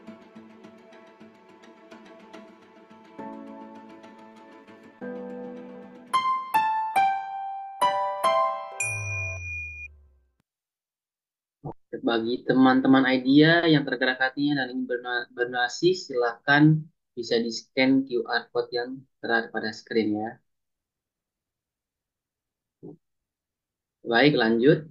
Sebelumnya, izinkan saya untuk mengingatkan lagi untuk teman-teman IDEA akan ada voucher menarik yang akan kami bagikan kepada teman IDEA yang beruntung berupa e-money Rp25.000 untuk 2 orang. Caranya mudah sekali, yaitu pertama kita follow akun Instagram IDEA di @ideabdg, komen semenarik mungkin pada postingan terupdate, buat story dan mention ke Instagram kita. Oke. Kita follow akun Instagram IDEA di @ideabdg, komen semenarik mungkin pada postingan terupdate-nya, lalu buat story dan mention ke Instagram kita. Oke, baik. Izin saya untuk melanjutkan ke sesi diskusi. Oke. Izin dokter, mungkin ini sudah ada beberapa pertanyaan dokter dari YouTube. Ya. Mhm. Izin membacakan pertanyaan pertama dokter. Ya, Dari boleh. dokter Yufi Permana, bagaimana cara memonitor respon ovarium pada pasien PCOS yang sedang menjalani pengobatan fertilitas? Oke, kita coba sedikit membahas ya mengenai berarti kita fokusnya ke PCOS dan infertilitas. Jadi kalau misalkan kita bicara tentang PCOS, maka harus pertama ditegakkan bahwa pasien ini terdiagnosis sebagai PCOS. Tadi dari kriteria Rotterdam tadi ya, dari minimal ada dua dari kriteria dari hiperandrogen, kemudian ada tidaknya anovulasi dan ada tidaknya gambaran polikistik ovarium morfologi dari USG transvaginal.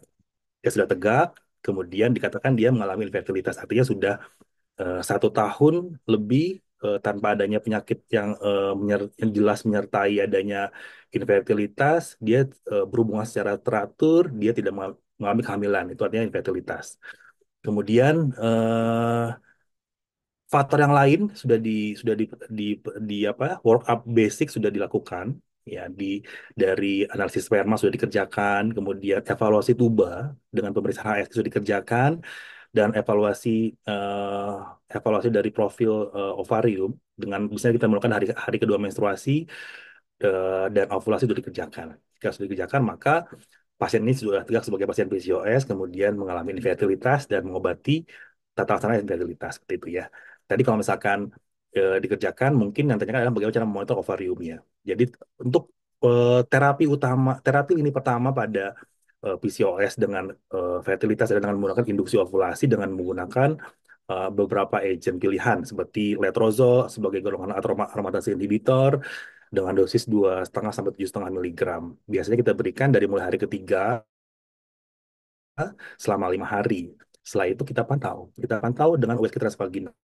Jadi dari USG transvaginal awal di hari kedua atau hari ketiga saat akan diberikan agen induksi ovulasi, kita berikan kita evaluasi mengenai uterus dari endometriumnya berapa milimeter, dikatakan bahwa kondisi basic ketebalan endometrium masih di bawah 5 milimeter, itu adalah kondisi yang optimal. Kemudian ada berapa kondisi dari folikel-folikel di ovarium kanan dan kiri dengan diameter antara 2 sampai 9 milimeter.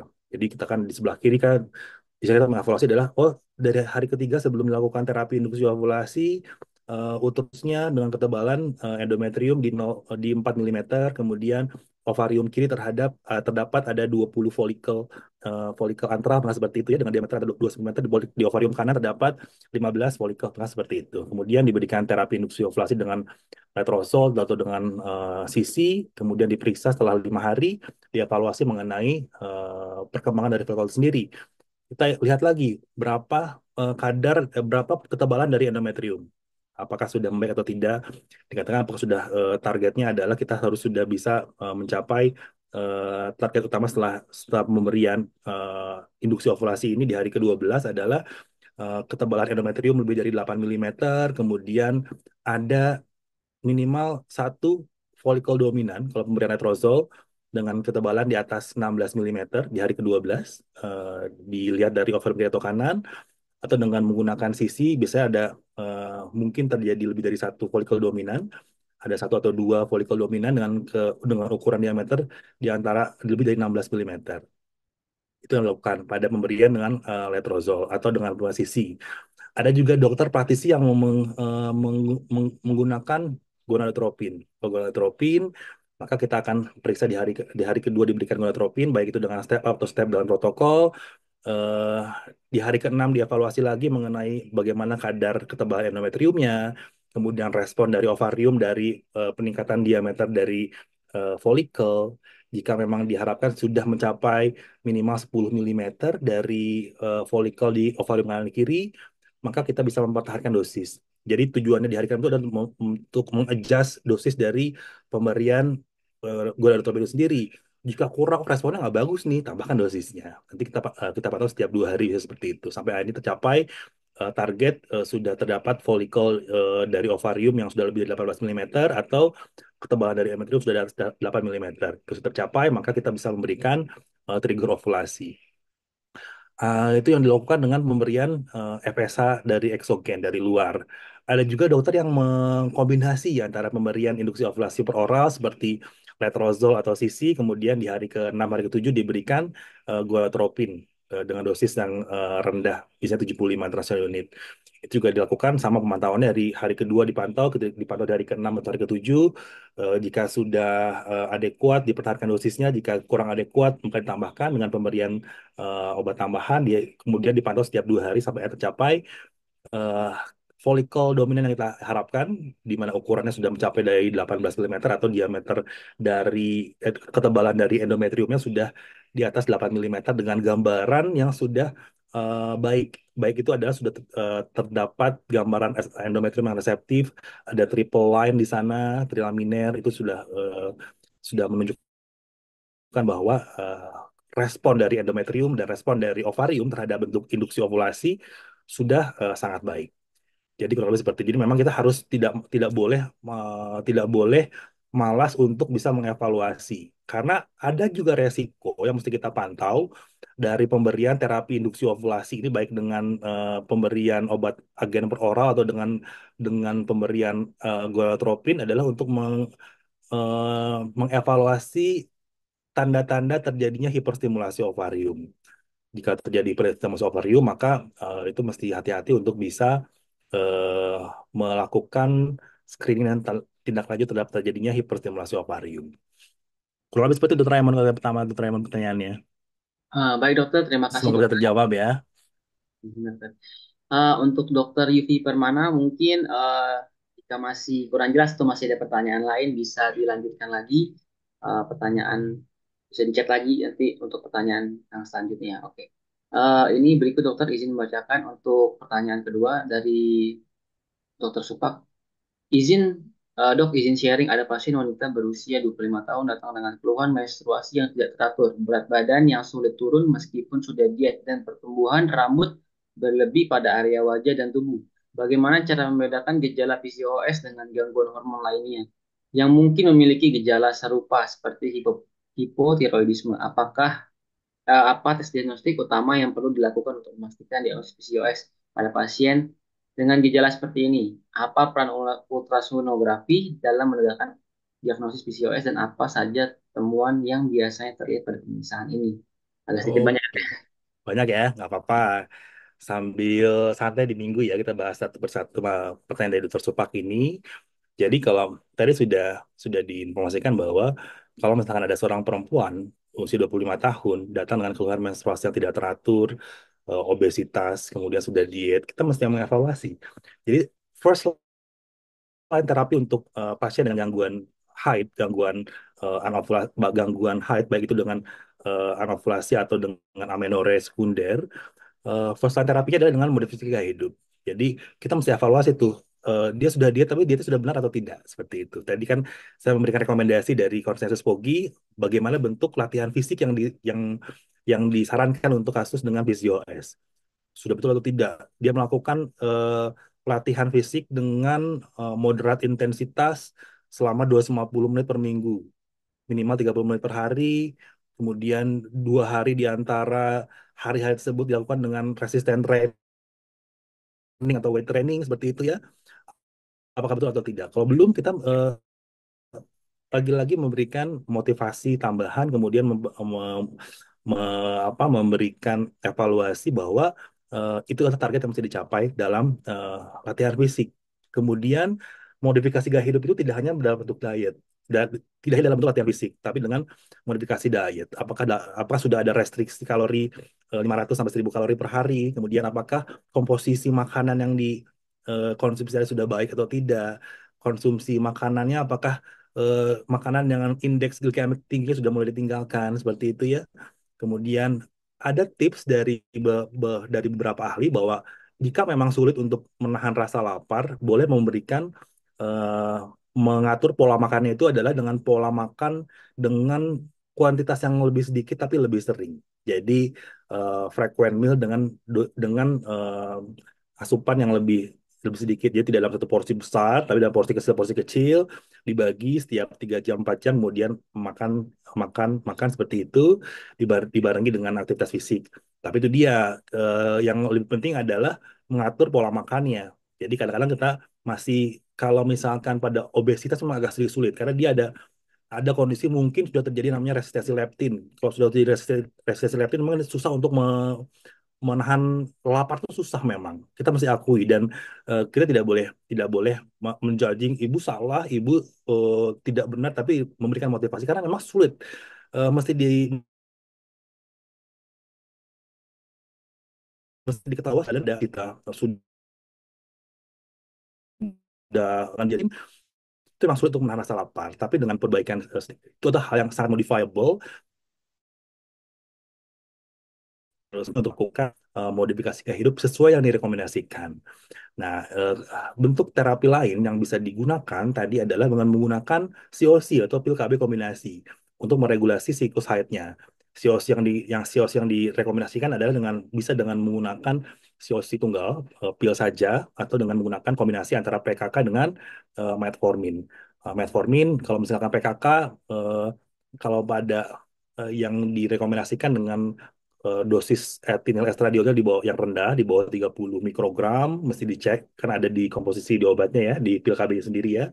Kemudian yang memiliki efek anti androgenik juga akan lebih bagus untuk membantu dengan bisa dengan menggunakan kombinasi dengan drospirenone atau dengan ciprotron asetat itu bisa jadi pilihan dari pil KB kombinasinya jika diperlukan kombinasi dengan pemberian metformin. Nah, metformin ini bisa diberikan dari starting from low dose karena dia bisa memberikan efek yang nggak nyaman terhadap gastrointestinal ya, sedikit mual, kadang-kadang sampai muntah-muntah seperti itu ya. Jadi kita mesti memberikan adaptasi pada seorang perempuan yang akan mulai mengkonsumsi metformin, starting from low dose, bisa dimulai dari dosis 250 miligram, kemudian dievaluasi per hari, dievaluasi per minggu, dinaikkan dosisnya.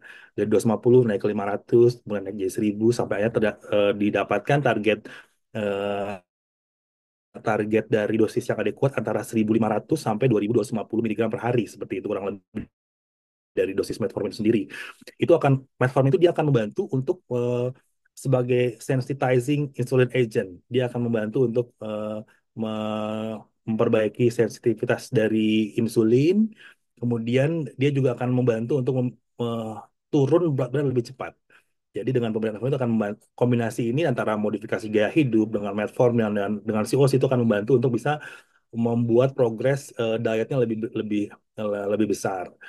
Eh, Sekarang mengenai berat badan yang sangat sulit turun, sekarang sedang sedang ramai juga, tapi memang biayanya agak sedikit mahal. Ada beberapa pihak yang merekomendasikan bertanya apakah dengan operasi bariatrik itu bisa memberikan efek atau tidak dok terhadap PCOS. Dikatakan bahwa dari literatur masih masih weak recommendation, tapi memang jika diperlukan, jika diindikasikan, misalkan pada BMI di atas 40 atau BMI di atas 35 dengan penyulit kardiovaskuler, maka dapat dipertimbangkan untuk dilakukan bariatric surgery untuk mempercepat proses penurunan berat badan. Tapi ya itu dia, biayanya besar, kemudian ada banyak resiko-resiko yang mungkin tindakan operasi. Jadi itu adalah alternatif yang mungkin setelah berbagai macam modalitas tidak berhasil untuk menurunkan berat badan. Tapi lagi-lagi kita jangan mengharapkan diet pada PCOS itu harus pada akhirnya seperti Luna Maya, nggak juga ya seperti itu ya. Jadi memang mesti di garis bawahi adalah eh, penurunan berat badan hanya sekitar 5-10% saja dalam 3-6 bulan itu akan memberikan dampak yang sangat luar biasa pada regulasi hormon seorang perempuan dengan PCOS. Jadi bertahap, tidak boleh diet ekstrim itu tidak boleh. Diet ekstrim yang sehari hanya makan buah saja 2 kali sehari gitu ada seperti itu ya. Tapi olahraga juga iya, olahraganya sampai siang-siang jalan kaki pakai jaket di bawah terik matahari gitu ya itu terlalu berlebihan. Itu tidak bagus juga. Jadi eh, berat badan cukup diturunkan 5-10% untuk bisa membantu meregulasi hormon seorang perempuan dengan PCOS. Itu yang pertama. Yang kedua, cara membedakan gejala PCOS dengan gangguan hormon lainnya termasuk hipotiroidisme. Jadi gangguan-gangguan seperti hipotiroid, gangguan gangguan hormon tiroid, gangguan prolaktin itu memang yang kerap bisa terjadi dan menimbulkan gangguan menstruasi. Tapi gangguan yang terjadi biasanya adalah amenore, amenore sekunder. Amenore sekunder itu biasanya 6 bulan berturut atau 3 siklus betul-betul tidak mengalami menstruasi itu dikatakan sebagai amenorrhea sekunder. Memang kita mesti mengeksklud gangguan-gangguan dari tiroid dengan prolaktin ini sendiri. Makanya kita melakukan screening dan pemeriksaan tiroid dan prolaktin. Jadi kalau misalkan ada ya gangguan tiroid, maka dapat diperiksakan pemeriksaan TSHS, kemudian FT4 untuk bisa mengeksklud dari gangguan tiroid. Jika itu tidak gangguan, maka dapat dilakukan pemberian terapi sesuai dengan yang ditemukan, apakah dia hipotiroid atau dia hipotiroid. Kemudian prolaktin juga bisa kadar prolaktin terlalu tinggi juga bisa diberikan dengan pemberian terapi mungkin sebagai dopamin agonis dan sebagainya untuk mengatasi gangguan dari hormon tersebut. Jadi memang untuk membedakannya ya pasti diberikan pemeriksaan klinis seperti itu ya dengan pemeriksaan laboratorium untuk membedakan. Tapi diagnosis PCOS tadi tidak jauh dari kriteria Rotterdam. Ada 2 dari 3 masalah yang ditemukan pada seorang perempuan, maka dapat ditegakkan sebagai PCOS. Adanya gangguan anovulasi, kemudian gangguan amenorrhea sekunder, kemudian adanya gambaran polycystic ovarium morphology dari USG. Tadi dari USG transvaginal dilihat untuk melihat ovarium kanan kiri, kemudian adanya tidaknya hiperandrogen. 2 dari 3 saja sudah bisa menentukan bahwa ini PCOS. Kemudian lakukan terapi sesuai dengan guideline dari PCOS. Itu yang pertanyaan kedua. Yang ketiga, apa tes diagnostik utama yang perlu dilakukan untuk memastikan PCOS tadi? 2 dari 3 sudah cukup. Dengan USG transvaginal untuk melihat gambaran polycystic ovarium morphology, dengan pemeriksaan hiperandrogen, baik secara klinis dengan tadi score modified Ferryman-Galloway, atau dengan pemeriksaan kadar testosteron eh, total untuk menilai free androgen index, kemudian dan pemeriksaan dari eh, ovulasi. Jadi ovulasi itu biasanya gambaran-gambaran ovulasi bisa ada beberapa metode untuk mendeteksi tidak ovulasi, dilakukan dengan pemberian ada progesteron mid-luteal juga bisa digunakan, kemudian dia tidak ada interval menstruasinya sudah lebih dari 38 hari, itu sudah juga sebagai anovulasi seperti itu ya. Itu adalah hal yang bisa dikerjakan. Pilihannya bisa tergantung dari modalitas di tempat kita bekerja, bisa dengan secara klinis atau juga diperlukan dengan pemeriksaan penunjang seperti laboratorium. Terus berikutnya, yang keempat, peran ultrasonografi dalam menegakkan diagnosis PCOS. Tadi, peran ultrasonografi adalah kita menegakkan ada tidaknya polycystic ovarium morphology dari ultrasonografi. Jadi kita melihat dengan USG transvaginal, biasanya kita menemukan adanya gambaran polycystic ovarium. Jadi ada gambaran folikel antral dengan diameter antara 2 sampai 9 milimeter yang tersebar di kedua ovarium. Kita bisa menilai dengan ada yang namanya FNPO atau follicle number per ovari. Jika kita menemukan follicle number per ovarinya lebih dari 20 per ovarium atau per segmen ketika kita memasukkan alat transducer USG kita melihat lebih dari 10, atau kita mengukur volume dari satu ovarium lebih dari 10 milimeter, maka tegak bahwa dia adalah PCOS. Jadi peran USG dalam menegakkan diagnosis PCOS adalah untuk menentukan ada tidaknya polycystic ovarian morphology. Mungkin begitu Dr. Raymond pertanyaannya dok, jawabannya dok. Oke, baik. Terima kasih dokter atas jawabannya dok. Izin dokter, mungkin kalau dari saya sendiri dok, kalau untuk diet dok, apakah kalau misalnya seperti sedot lemak dok, itu bagaimana dok ya? Mungkin kalau dari sisi untuk ini dok. Ya, kalau dari rekomendasi dari berbagai konsensus tidak ada menyebutkan liposuction sebagai bagian dari terapi seperti itu ya. Jadi tadi terapi yang diakui bermanfaat untuk PCOS itu sendiri pilihannya dengan latihan fisik kombinasi dengan diet itu adalah yang paling utama. Kemudian terapi-terapi lain dengan diet pun bisa diberikan modifikasi dari pemilihan modifikasi diet dengan diet serat, kemudian dengan pemberian vitamin D, omega 3 tadi sudah terbukti dan disepakati oleh para ahli di internasional dan kemudian diadopsi di Indonesia. Kemudian pilihan terapi lainnya yang diakui adalah dengan terapi akupunktur, itu bisa dengan akupunktur atau dengan pembedahan bariatrik jika diperlukan. Tapi tidak ada yang menyebutkan adanya liposuction karena mungkin resiko kemudian dampak pada perbaikan resistensi insulin atau mungkin juga belum belum ada kesimpulan yang pasti dari liposuction ini untuk bisa memberikan efek terapi. Tapi terapi-terapi obesitas bisa diberikan kepada ahli diet, kemudian diberikan suntikan obat untuk menurunkan, mempercepat obesitas itu juga bisa diberikan pada pasien dengan PCOS. Itu dok. Baik, terima kasih dokter atas jawabannya. Izin dokter untuk melanjutkan membaca pertanyaan berikutnya dari Dokter Boleh? Anissa Susilawati. Tanda-tanda apa yang harus diperhatikan oleh orang tua jika remaja putri mereka diduga mengalami PCOS? Oke, kalau pada penilaian pada adolescence, memang ini ada sedikit tricky di sini. Tadi sudah dijelaskan di awal bahwa kita harus sebagai orang tua kita harus memperhatikan kondisi dari remaja putri kita. Jadi kita mesti tahu betul kapan seorang anak anak perempuan itu mengalami perkembangan seks sekunder. Dari mulai pertumbuhan payudara, kemudian akhirnya tumbuh rambut-rambut pubis, kemudian terjadi menstruasi. Jadi itu adalah hal yang penting untuk bisa dievaluasi dan kalau misalkan anak kita eh, dalam kondisi gemuk, obesitas dengan BMI di atas normal, kemudian 1 tahun setelah menstruasi, terjadi gangguan siklus dengan jarak antar siklus lebih dari 45 hari, itu juga kita mesti mempertimbangkan adanya PCOS. Jadi kalau misalkan cara untuk mengeremnya kita harus betul-betul menanamkan gaya hidup yang sehat pada anak perempuan kita. Jadi kita harus betul-betul tahu kapan anak perempuan kita mengalami menark, karena kalau gangguan menstruasi itu terjadi di setahun pertama itu bukan karena PCOS, tapi karena memang adanya perubahan transisi hormonal dari prepubertal ke masa dewasa, yaitu mungkin terjadi pada tahun pertama. Jadi kalau misalkan pada tahun pertama kok menstruasinya 3 bulan sekali, 5 bulan sekali baru menstruasi, itu udah hal yang normal pada tahun pertama. Tapi pada tahun kedua tidak boleh lebih dari 45 hari jarak antar siklusnya jika itu terjadi.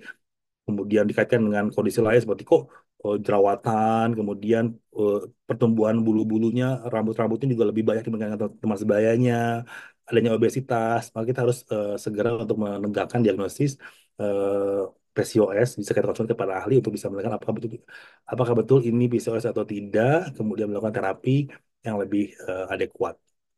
Seperti itu, Dr. Raymond. Oh, baik, terima kasih dokter. Oke. Mungkin untuk dokter Anissa, jika masih ada pertanyaan lagi atau mungkin kurang jelas, bisa ditanyakan lagi. Atau mau mungkin langsung bertanya ke dokter Afir sendiri. Izin melanjutkan membaca pertanyaannya dokter. Ini dari dokter Amelia Sri. Bagaimana PCOS mempengaruhi peluang seorang wanita untuk hamil? Apa saja pilihan pengobatan yang aman selama kehamilan? Oke, kalau gangguan PCOS tegak bahwa dia PCOS, kemudian ada gangguan infertilitas, peluangnya ada untuk terjadi kehamilan, tapi memang perlu dibantu dengan agen induksi ovulasi karena ke kesulitan pada pasien PCOS adalah mengalami apa namanya ovulasi. Jadi dengan beberapa pilihan agen induksi ovulasi, dengan pemberian letrozol atau aromatase inhibitor, pemberian sisi, clomiphene metformin, atau jika diperlukan dengan pemberian gonadotropin, itu adalah cara untuk bisa menimbulkan ovulasi. Jika sudah terjadi ovulasi, maka kemungkinan hamil itu tetap ada seperti itu. Kemudian pengobatan yang aman selama kehamilan, pengobatan yang dilanjutkan setelah terjadi kehamilan yang direkomendasikan untuk ibu hamil adalah dengan melanjutkan metformin, karena untuk menurunkan angka kejadian dari abortus spontan, kemudian menurunkan kejadian prematuritas, sudah diketahui bahwa metformin memiliki manfaat yang signifikan untuk memenuhi ke arah sana. Selain ya terapi lainnya biasa saja, terapi diberikan eh, suplementasi eh, vitamin, tablet-tablet darah, kemudian kalsium, kemudian vitamin D pada ibu hamil juga aman untuk dilakukan pada PCOS. Hanya mungkin yang menjadi highlight adalah dengan kelanjutan terapi metformin yang beberapa ahli merekomendasikannya untuk memperbaiki luaran dari kehamilan. Itu dok. Wah, baik dokter, terima kasih dok. Oke, izin dokter untuk membacakan pertanyaan berikutnya dok. Bagaimana dari dokter Anissa dok, bagaimana cara membedakan antara jerawat akibat PCOS dengan jerawat biasa? Kalau jerawat dengan PCOS tentunya jerawat yang muncul pada kasus hiperandrogen yang terbukti dari eh, tegaknya diagnosis PCOS ya. Tadi sudah ada tadi 2 dari 3 kita sudah terpengaruh. Ini memang biasanya pada jerawat dengan PCOS ini dia lebih meluas di area wajah, kemudian biasanya jerawat-jerawatnya apa sih istilah jerawat-jerawat yang besar-besar dan sebagainya itu kerap terjadi pada perempuan dengan PCOS. Hanya memang pada PCOS ini karena terjadi hiperandrogen, itu memang sulit untuk dilakukan dengan terapi anti akne biasa. Jadi harus dengan memberikan terapi, jika dilakukan dengan terapi hiperandrogen, kemudian dengan modifikasi gaya hidup, dia akan mempengaruhi, dan ketika dia bisa berefek pada berkurangnya hiperandrogen secara klinis dan secara biokimiawi, maka dia juga akan memperbaiki dari kondisi jerawat itu sendiri, dok. Jadi memang mesti tegak dulu bahwa bagaimana kondisi PCOS-nya, kemudian kadar hiperandrogennya untuk bisa membedakan apakah ini karena PCOS atau tidak. Seperti itu, dok. Jadi Baik, dokter. kadang kita perlu kolaborasi dengan berbagai sejawat ya, Iya, jangan siap, dok. sendirian gitu ya seperti itu. Ini sejawat teman sejawat dok yang untuk spesialis lain dok ya. Iya betul. Izin, apakah masih ada pertanyaan lagi mungkin dari teman-teman yang di YouTube juga boleh bertanya ya. Nanti akan disampaikan juga ke dokter Afi langsung. Dan di sini ada fitur raise hand. Jika ingin langsung bertanya ke dokter Afi, langsung bisa saja menggunakan fitur raise hand-nya. Baik, mungkin ya tunggu sebentar lagi dok ya, sedikit lagi untuk melihat apakah ada yang ingin bertanya lagi dok. Oke. Boleh. Nah, ini ada lagi dok yang ingin bertanya dok dari dokter Rina. Izin bertanya dok, kalau menstruasi normal tapi diagnosis PCOS itu bagaimana dok? Mungkin ini pertanyaan terakhir ya dok ya. Boleh. Tadi Silakan. bisa. Jadi kalau tadi kriteria Rotterdam itu dia menegakkan tidak dari tiga gejala, baik itu dari oligoamenore, kemudian gambaran polikistik ovarium morfologi dan gambaran tipel androgen, itu tidak harus tiga-tiganya ada. Tadi ada empat fenotipe. Ada fenotipe dari PCOS yang tidak menyertakan adanya gangguan menstruasi. Jadi ada tanda hiperandrogen secara klinis atau biokimiawi, jadi munculnya jerawat, rambut-rambut terminal, biasanya ada kumis, ada jenggot pada perempuan seperti itu ya. Kemudian alopecia seperti itu jerawat itu tanda hiperandrogen dan adanya gambaran polikistik ovarian morfologi dari USG transvaginal. Jadi biasanya pada perempuan dengan infertilitas, kita melakukan workup, diagnostik di hari kedua ternyata gak ada gambaran seperti itu. Dari USG-nya ada gambaran polycystic ovarian morphology, dari klinisnya ada hiperandrogen, tapi dia tidak ada gangguan menstruasi. Menstruasi tetap lancar seperti biasa setiap bulannya. Itu juga PCOS. Ada fenotipenya, fenotipe yang tidak ada gangguan menstruasi, fenotipe tipe D.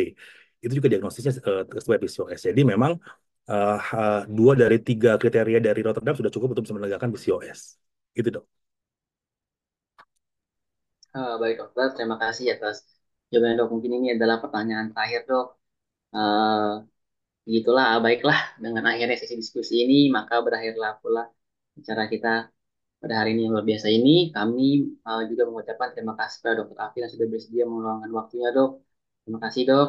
Eh, karena sudah rela untuk apa hari Minggu, dok ya, menjadi Hmm. narasumber bersama Idea. Iya, Jangan lupa, menyenangkan kok hari Minggu seperti ini ya.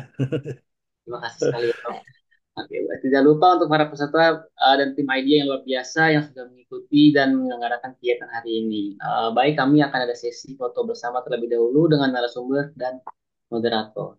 Yang akan saya pandu. Kasih hitung satu, dua, tiga ya. Oke, baik. Satu, dua, tiga. Oke. Sekali lagi mungkin. Satu, dua, tiga.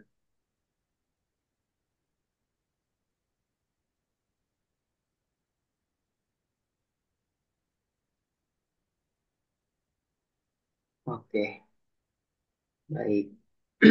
Oke, terima kasih lagi. Terima kasih sekali lagi dok. Kepada Iya, dokter sama-sama ini, Dr. sekali Raymond. lagi atas waktunya. Kami persilakan dokter untuk menyiapkan Zoom pada webinar hari ini dok. Izin dok.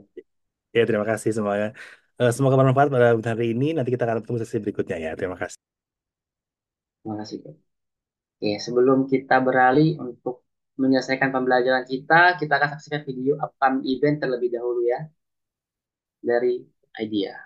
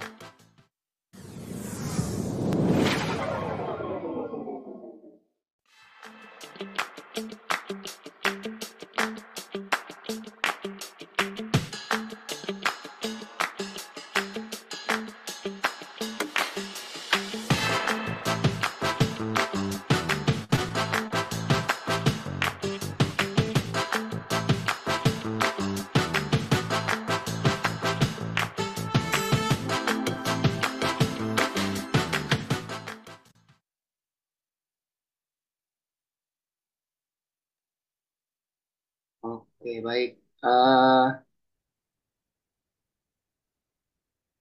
Oke, untuk selanjutnya, oke, untuk upcoming event selanjutnya itu juga mendapatkan SKP ya. Jadi, ayo kita sama-sama mengumpulkan SKP. Kan memang SKP dibutuhkan untuk pelataran ya kita ya. Nah, itu bisa ikut daftar ya untuk upcoming event selanjutnya. Oke. Lalu untuk selanjutnya ini kita eh, membuka pelataran sehat, tetapi pelataran sehat itu kan hanya baru bisa dibuka pada waktu jam 10. Jadi mungkin kita menunggu sebentar ya untuk ini ya. Ini seperti tadi ya. Oke, kita tunggu saja dulu nanti mungkin sampai jam 10.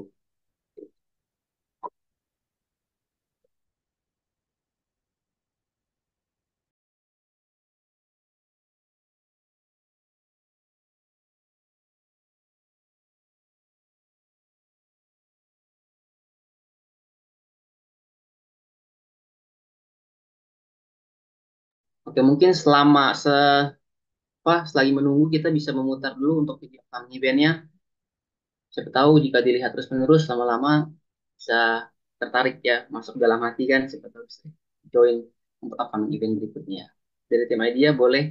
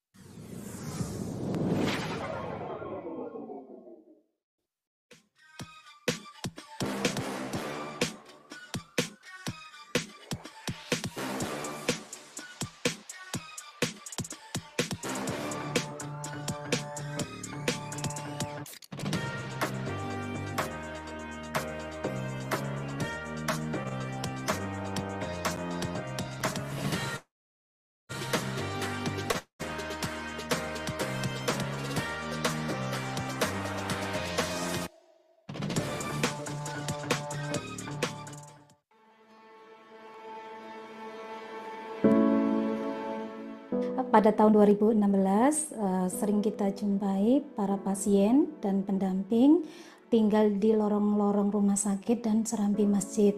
Mereka tidak memiliki biaya untuk mengcover biaya akomodasi selama menjalani pengobatan rawat jalan di rumah sakit rujukan. Sehingga pada saat itu kita menginisiasi program rumah singgah pasien. Harapannya mereka bisa singgah sementara dan fokus dalam menjalani pengobatan.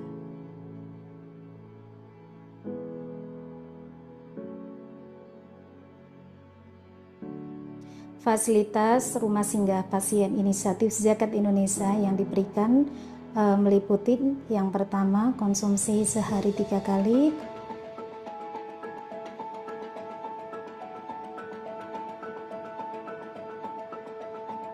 kemudian hunian sementara yang aman dan nyaman,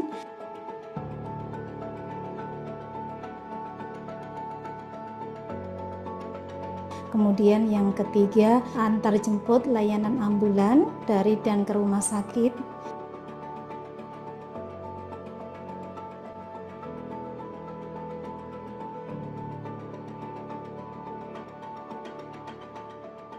kemudian yang menjadi pembeda antara rumah singgah pasien IZI dengan rumah singgah pasien yang lain yaitu masa tinggal di rumah singgah pasien IZI tidak berbatas waktu.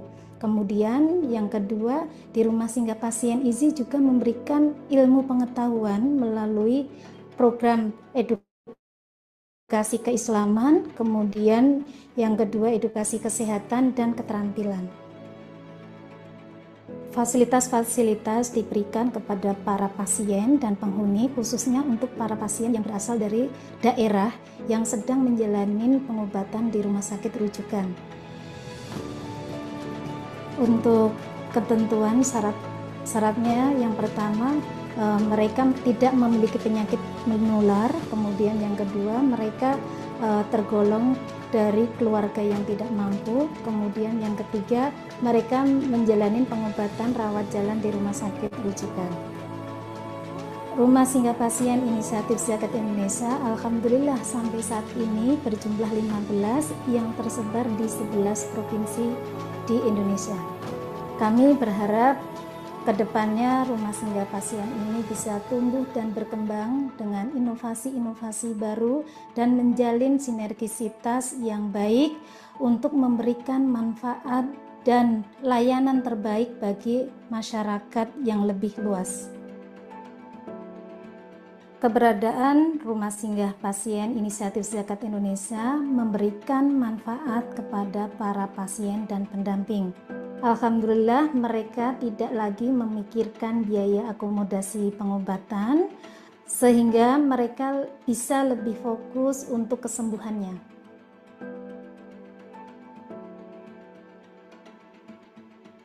Ada juga yang dulunya ibadahnya bolong-bolong, saat ini mereka menjadi lebih rajin. Manfaat-manfaat tersebut tidak luput dari peran serta para donatur dalam mensupport aktivitas-aktivitas di Rumah Singgah Pasien Inisiatif Zakat Indonesia. Kami ucapkan terima kasih kepada para donatur yang sudah berkontribusi selama ini.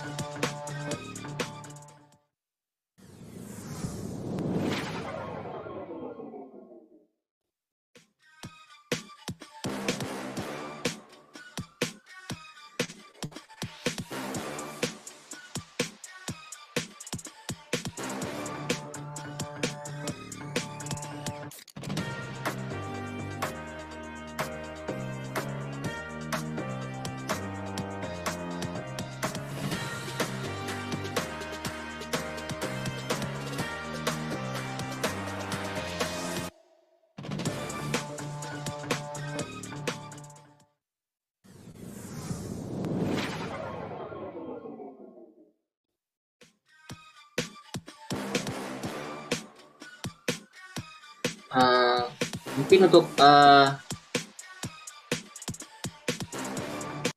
izin dari tim idea, oke. Mungkin selama masih ada sisa waktu ini, teman-teman idea bisa ada voucher 25.000 untuk 2 orang pemenang. Nah, mungkin masih ada sisa waktu ini, mungkin kita bisa pikirin dulu kata-katanya, rangkai dulu kata-katanya yang bagus, lalu jangan lupa di posting, di follow juga akun idea di @ideabdg, lalu komen. Nah, komen di postingan terupdate, lalu jangan lupa untuk mention di story ya. Oke, seperti itu. Ini mengingatkan kembali karena ada 2 orang pemenang yang bisa mendapatkan 25.000. Oke, terima kasih.